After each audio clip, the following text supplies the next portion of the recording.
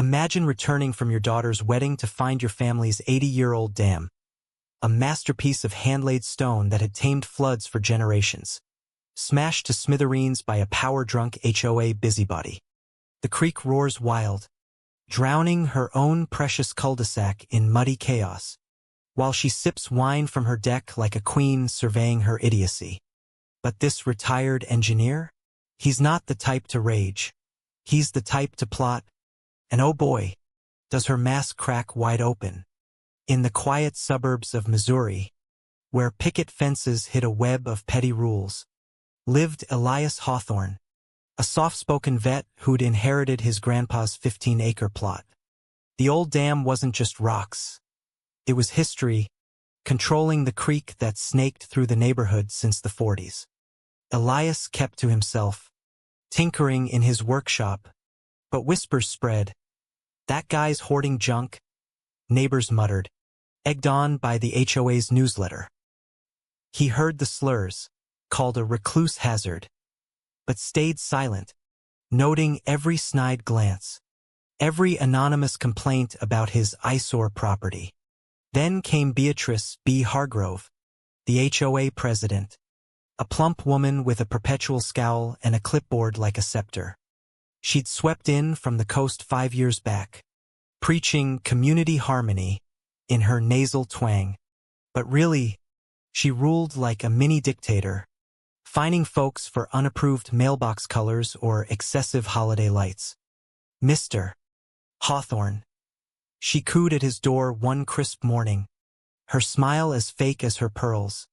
Your quaint little dam? It's a liability. Think of the children, could collapse any day. Elias nodded politely. Ma'am, stood longer than your bylaws.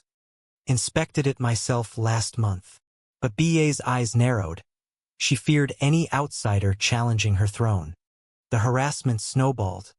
First, a $10,000 retroactive maintenance fee bill slapped on his mailbox, claiming his dam burdened the subdivision's drains.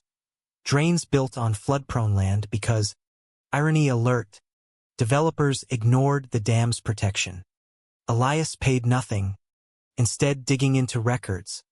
Interesting, he murmured to himself, spotting BA's hubby listed as the consultant who penned the fee, unlicensed in Missouri.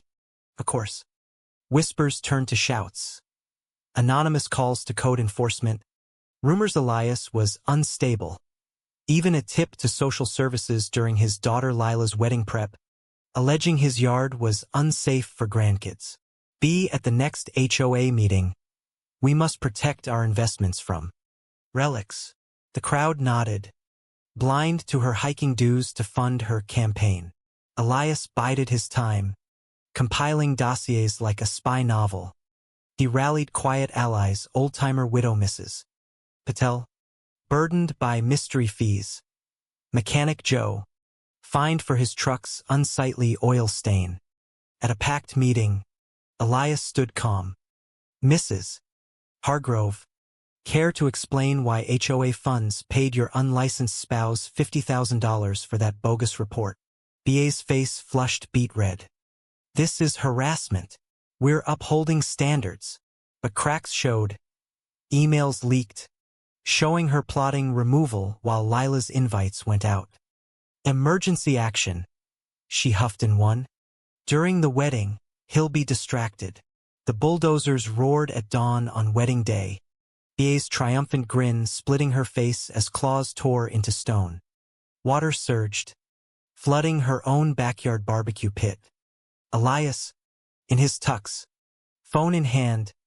Ma'am, that's vandalism. Got the fake permit on video. Guests filmed. A judge uncle called it fraud.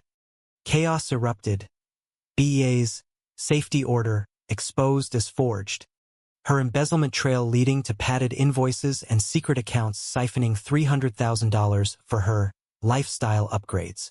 In the fallout, feds swooped in, cuffing B mid-rant at an emergency meeting. This veteran extremist is lying. Click handcuffs. The dam rebuilt stronger. Community reformed transparent. Elias watched the creek flow tame again. a smirk on his lips. But tell me, was B the true monster enforcing order? Or was Elias too sly in his takedown? Who's really wrong when rules become weapons?